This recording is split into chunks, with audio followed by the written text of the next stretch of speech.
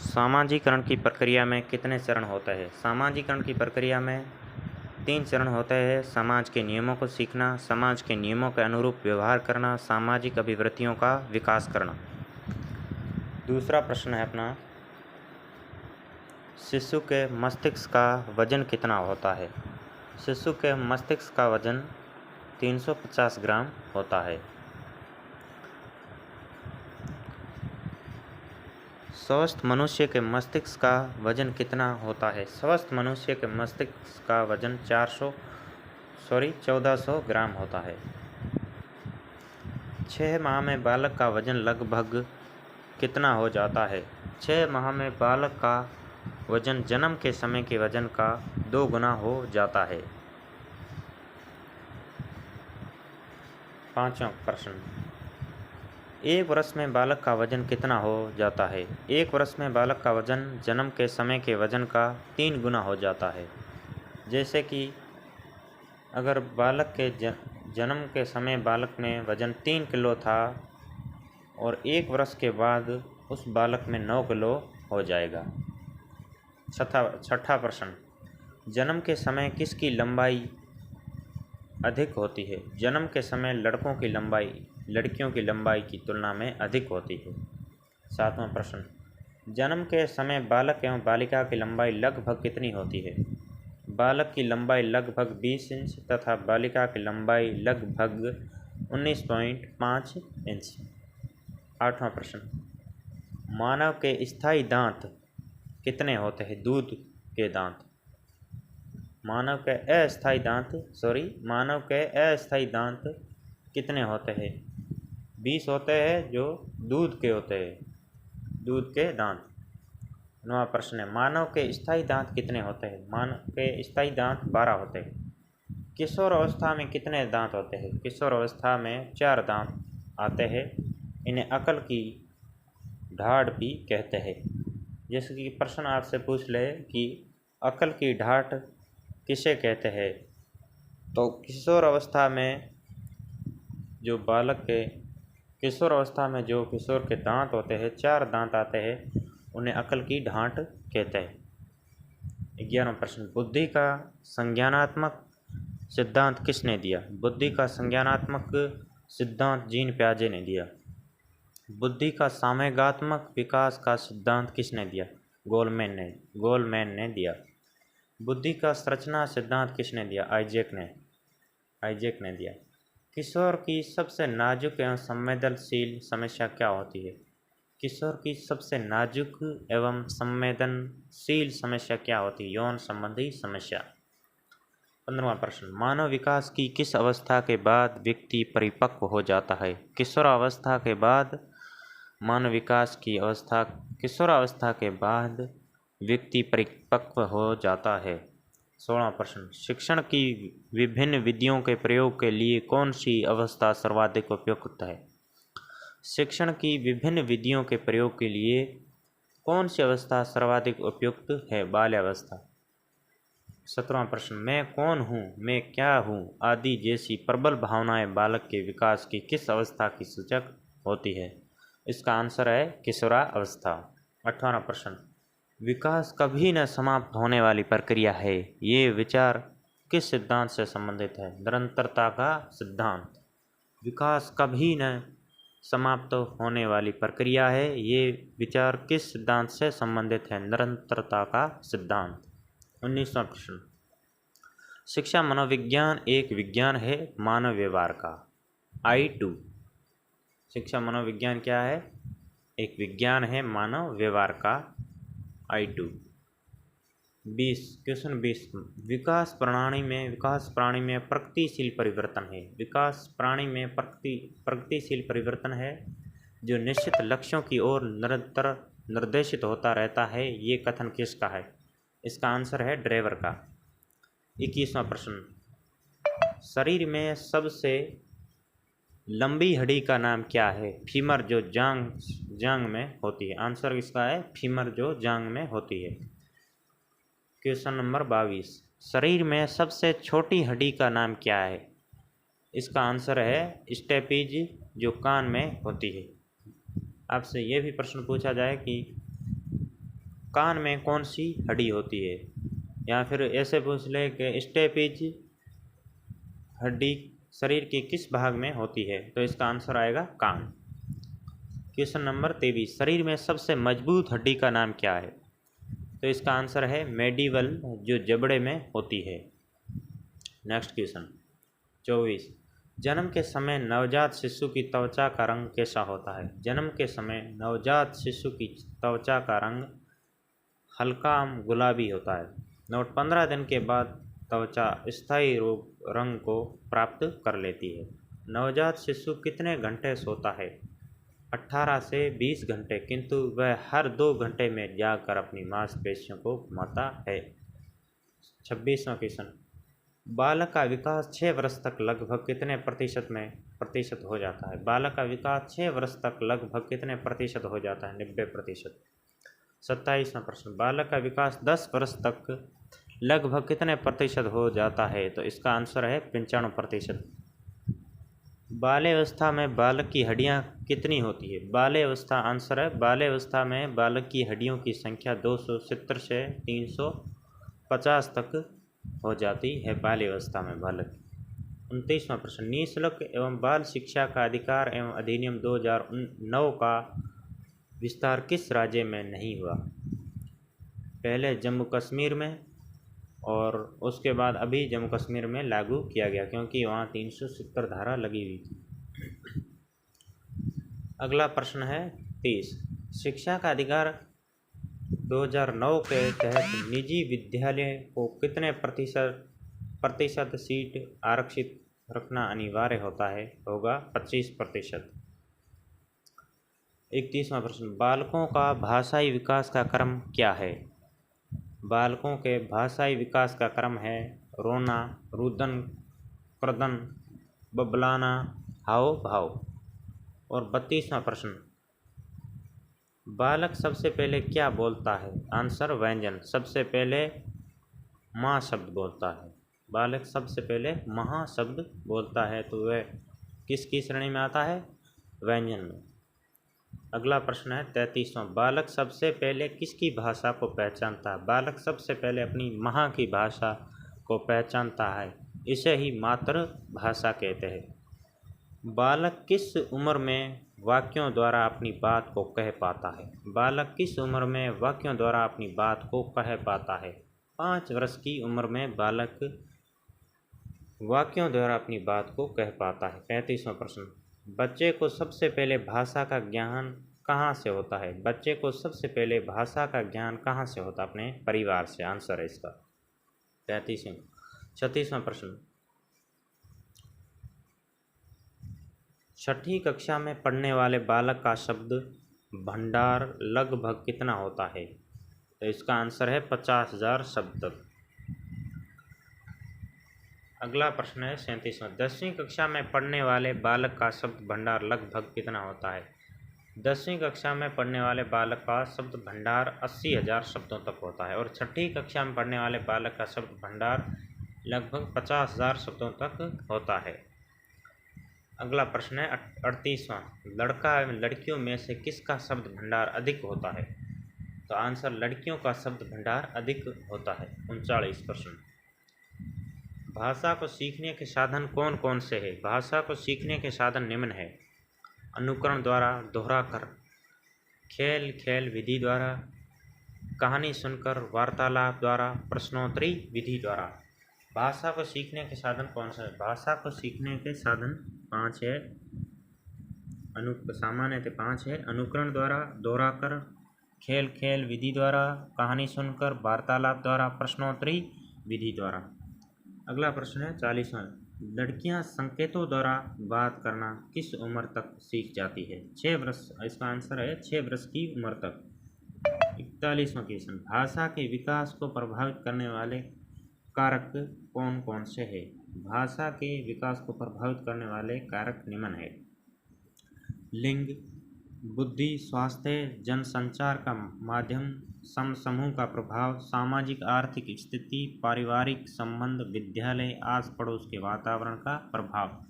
तो भाषा के विकास को प्रभावित करने वाले लगभग 9 कारक है जो आपको मैंने अभी बताया है। नेक्स्ट क्वेश्चन 42वां, मनुष्य और पशु में मुख्य अंतर क्या है? तो इसका आंसर है बुद्धि। मनुष्य में बुद्धि ज़्यादा होती है पशु की तुलना में, क्योंकि पशु में बुद्धि बहुत ही कम होती है।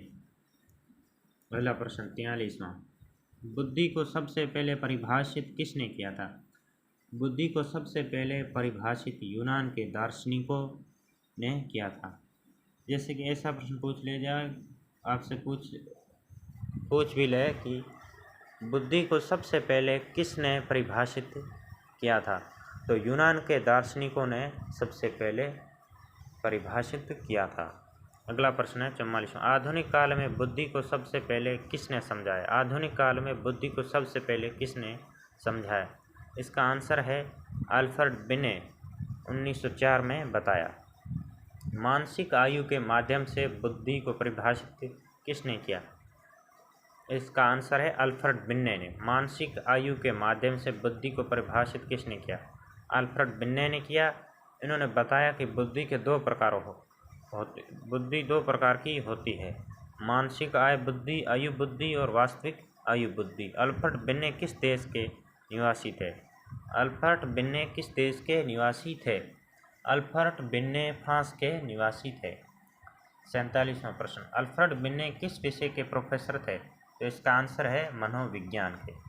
48वां प्रश्न, बुद्धि का एक कारक सिद्धांत किसने दिया? बुद्धि का एक कारक सिद्धांत किसने दिया? तो इसका आंसर है अल्फ्रेड बिने ने। बुद्धि का एक कारक सिद्धांत किसने दिया? तो इसका आंसर है अल्फ्रेड बिने ने। जैसे पूछ रहे अल्फ्रेड बिने किस देश के थे? तो फ्रांस के थे। सहयोगी है बुद्धि का एक कारक सिद्धांत किसने दिया? अल्फ्रेड बिने ने। और अल्फ्रेड बिने के 3 और सहयोगी थे जिनका नाम है स्टर्न, ट्रमन, साइमन। अगला नेक्स्ट क्वेश्चन है 49, बुद्धि के दो कारक सिद्धांत किसने या बुद्धि के दो कारक सिद्धांत किसने दिए? स्पेयरमैन ने दिए। किसने दिए? स्पेयरमैन ने दिए। बुद्धि का एक कारक सिद्धांत अल्फ्रेड बिने ने दिया और बुद्धि के दो कारक सिद्धांत स्पेयरमैन ने दिए। नेक्स्ट 50वां प्रश्न, बुद्धि के दो कारक सिद्धांत कौन कौन से? बुद्धि के दो कारक सिद्धांत कौन कौन से? बुद्धि के दो कारक सिद्धांत, जी कारक सिद्धांत, एस कारक सिद्धांत।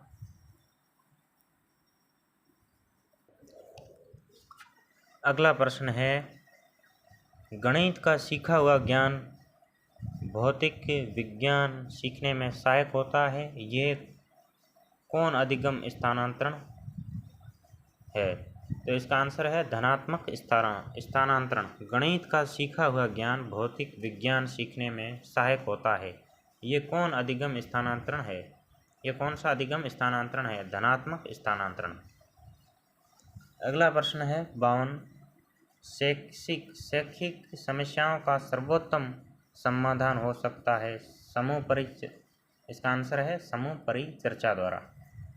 अगला 53वां प्रश्न है, स्थानांतरण में सामान्यीकरण का सिद्धांत किस शिक्षा मनोवैज्ञानिक ने प्रस्तुत किया? तो इसका आंसर है C.H. जूड। स्थानांतरण में सामान्यीकरण का सिद्धांत किस शिक्षा मनोवैज्ञानिक ने प्रस्तुत किया? C.H. जूड। 54वां प्रश्न, मस्तिष्क द्वारा अपनी स्वयं की क्रियाओं का निरीक्षण किस विधि द्वारा किया जाता है? मस्तिष्क द्वारा अपनी स्वयं की क्रियाओं का निरीक्षण किस विधि द्वारा किया जाता है? तो इसका आंसर है आत्मनिरीक्षण विधि। अगला प्रश्न है, निर्देशन का अर्थ है? तो इसका आंसर है निर्देशन का अर्थ छात्रों को अपनी समस्या सुलझाने हेतु सहायता देना। अगला प्रश्न है, बच्चों में बौद्धिक विकास की 4 विशिष्ट अवस्थाओं की पहचान की गई, किसके द्वारा की गई? तो इसका आंसर है जीन पियाजे के द्वारा बालकों में बौद्धिक विकास की 4 विशिष्ट अवस्थाओं की पहचान की गई। 57, अगला क्वेश्चन, विकास कभी न समाप्त होने वाली प्रक्रिया है, ये विचार किससे संबंधित है या फिर यह? तो इसका आंसर है निरंतरता का सिद्धांत। विकास कभी न समाप्त होने वाली प्रक्रिया है, यह विचार किससे संबंधित है? ये निरंतरता का सिद्धांत से संबंधित है। अगला प्रश्न, प्राथमिक स्तर पर एक शिक्षक में निम्न में से किसे सबसे महत्वपूर्ण विशेषता मानना चाहिए? प्राथमिक स्तर पर एक शिक्षक में निम्न में से किसे सबसे महत्वपूर्ण विशेषता मानना चाहिए? धैर्य एवं और दृढ़ता। एएनएस बाल्यावस्था में बालक भौतिक वस्तुओं के किस आवश्यक तत्व में परिवर्तन समझने लगते हैं? द्रव्यमान, संख्या और क्षेत्र। अगला क्वेश्चन। दूसरे वर्ष में अंत तक शिशु का शब्द भंडार हो जाता है 100। दूसरे वर्ष में अंत तक शिशु का शब्द भंडार हो जाता है 100 शब्द का। अगला प्रश्न। 12 वर्ष तक के बालक के मस्तिष्क का भार कितना होता है? लगभग 1260 ग्राम, जबकि एक स्वस्थ मनुष्य के मस्तिष्क का भार 1400 ग्राम होता है। मनुष्य के शरीर में कितनी हड्डियां होती है? 206 हड्डियां होती है, जबकि बालक के जन्म के समय बालक में 270 हड्डियां होती है और बाल्यावस्था में बालक की हड्डियां 350 होती है। मनुष्य के शरीर में कितनी हड्डियां होती है? 206 हड्डियां होती है, जबकि बालक के जन्म के समय 270 हड्डियां होती है और बाल्यावस्था में बालक की हड्डियां 350 होती है। अगला प्रश्न है। बालक के विकास की दिशा कैसी होती है? सिर से पैर की ओर, इसे केंद्र से बाहर की ओर और सामान्य से विशिष्टता की ओर भी कहते हैं। इसे केंद्र से बाहर की ओर और सामान्य से विशिष्ट की ओर भी कहते हैं। 64वां प्रश्न। विश्लेषणात्मक मनोविज्ञान के जनक कौन है? विश्लेषणात्मक मनोविज्ञान के जनक सिगमेंड फायर है। 65वां प्रश्न। अगला नेक्स्ट। तूफान की अवस्था किसे कहा जाता है? किशोर अवस्था को। किशोर अवस्था को तूफान की अवस्था भी कहा जाता है। किशोर अवस्था को तूफान की अवस्था किसने कहा? इसका आंसर है स्टैनले हॉल ने। अगला प्रश्न। नैतिक विकास का सिद्धांत किसने दिया? तो इसका आंसर है कोलबर्ग ने नैतिक विकास का सिद्धांत दिया। मूल प्रवृत्ति का सिद्धांत किसने दिया? मैकडोनल ने 14 मूल प्रवृत्तियां बताई और मूल प्रवृत्ति का सिद्धांत मैकडोनल ने दिया। संवेग क्या है? मन की उत्तेजित दिशा को संवेग कहते हैं, जैसे क्रोध, खुशी। व्यक्तित्व का स्वयं सिद्धांत किसने दिया? कार्ल रोजर ने। Next question. वह स्तर जिसमें बच्चा किसी वस्तु या एवं घटना के बारे में तार्किक रूप से सोचना शुरू करता है, उसे कौन सी अवस्था कहा जाता है? वह स्तर जिसमें बच्चा किसी वस्तु एवं घटना के बारे में तार्किक रूप से सोचना शुरू करता है, उसे कौन सी अवस्था कहा जाता है? मूर्त क्रियात्मक अवस्था। 72वां प्रश्न। सृजनात्मकता मुख्य रूप से किस से संबंधित है? अपसारी चिंतन से। 73वां प्रश्न। चिंतन अनिवार्य रूप से क्या है? इसका आंसर है संज्ञानात्मक गतिविधि। मान लीजिए आप चिंतन अनिवार्य रूप से करते हैं तो यह एक संज्ञानात्मक विधि के रूप में आता है। अगला प्रश्न है। किसी बालक में चिंतन की योग्यता उसके सफल जीवन का मूल आधार है, यह कथन किसका है? किसी बालक में चिंतन की योग्यता उसके सफल जीवन का मूल आधार है, यह कथन किसका है? क्रो एंड क्रो का है। चिंतन की दृष्टि से किसी बच्चे में सर्वश्रेष्ठ चिंतन है तो उसे क्या कहेंगे? तार्किक चिंतन। पियाजे के अनुसार किसी बालक में तार्किकता का अभाव किस आयु तक होता है? छात्र का आंसर है 7 वर्ष तक। किसी बच्चे के चिंतन में आयु के बढ़ने के साथ साथ उसकी प्रधानता बढ़ती। किसी बच्चे के चिंतन में आयु के बढ़ने के साथ साथ उसकी प्रधानता बढ़ती है, तो इसका आंसर है तरक्की। जन्म के बाद किसी बालक में चिंतन का विकास कब प्रारंभ होता है? जन्म के बाद किसी बालक में चिंतन का विकास कब प्रारंभ होता है? तो इसका आंसर है 2 वर्ष की आयु के बाद। जन्म के बाद किसी बालक में चिंतन का विकास कब प्रारंभ होता है? 2 वर्ष की आयु के बाद। अगला प्रश्न है, किसी छात्र का बौद्धिक विकास, शारीरिक विकास तथा संवेगात्मक विकास उसकी विकास की प्रक्रिया का कौन सा कारक है? तो इसका आंसर है आंतरिक कारक। माता पिता से संतानों को प्राप्त होने वाले गुणों को कहते हैं? इसका आंसर है वंशानुक्रम। अधिगम की प्रक्रिया पूर्ण कब होती है? जब व्यवहार में स्थायी परिवर्तन हो जाए। जब व्यवहार में स्थायी परिवर्तन हो जाए तो अधिगम की प्रक्रिया पूर्ण होती है। माता पिता से संतानों को प्राप्त होने वाले गुणों को कहते हैं वंशानुक्रम। अगला प्रश्न है 82वां, 82। मनोविज्ञान का जनक किसे कहा जाता है? आंसर है सिगमंड फ्राइड को। 83वां क्वेश्चन, अंधों की लिपि के जनक किसे कहा जाता है? अंधों की लिपि के जनक किसे कहा जाता है? लुई ब्रेल को। 84वां क्वेश्चन, शर्म तथा गर्व जैसी भावना का विकास किस अवस्था में होता है? शर्म तथा गर्व जैसी भावना का विकास किस अवस्था में होता है? तो इसका आंसर है बाल्यावस्था में। अगला प्रश्न है, मैकडूगल के अनुसार मूल प्रवृत्ति जिज्ञासा का संबंध कौन संवेग से है? कौन से संवेग से है? मैकडूगल के अनुसार मूल प्रवृत्ति जिज्ञासा का संबंध कौन संवेग से है? आश्चर्य से। 86वां प्रश्न, अंधों के लिए लुई ब्रेल ने कौन सी लिपि का प्रतिपादन किया? इसका आंसर है ब्रेल लिपि। नर्सरी पद्धति के जनक किसे कहा जाता है? तो इसका आंसर है मारिया मोंटेसरी। मारिया मोंटेसरी ने नर्सरी पद्धति का जनक भी कहा जाता है। और अगला क्वेश्चन है अपना,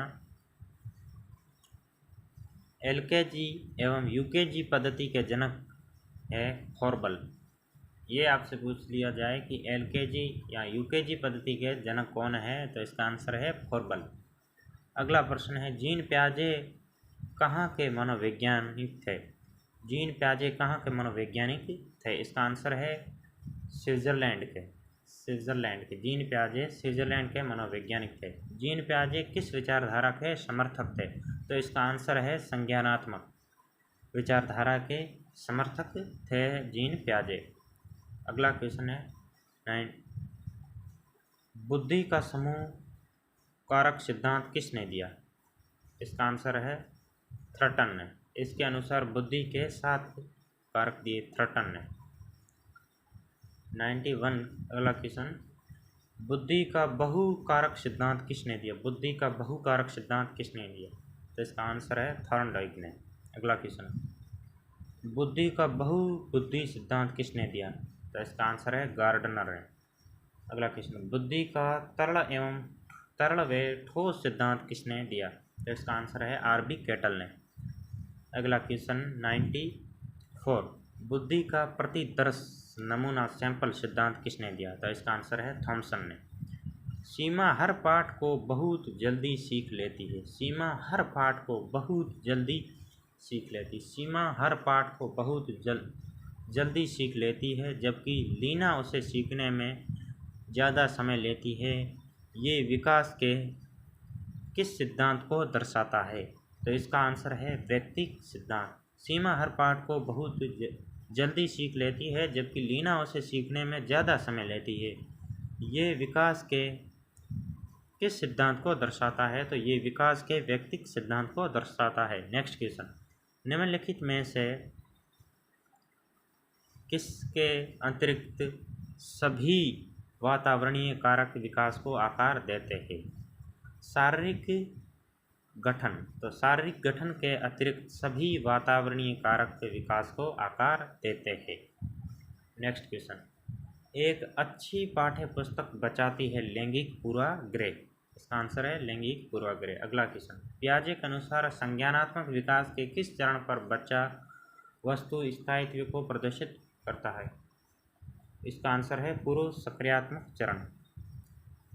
99, ये विचारात्मक प्रक्रिया है। इसमें निपुण वास्तविक तथा उपयोगी अवधारणाओं का प्रस्तुतिकरण निहित हो कही जाती है। तो इसका आंसर है रचनात्मकता।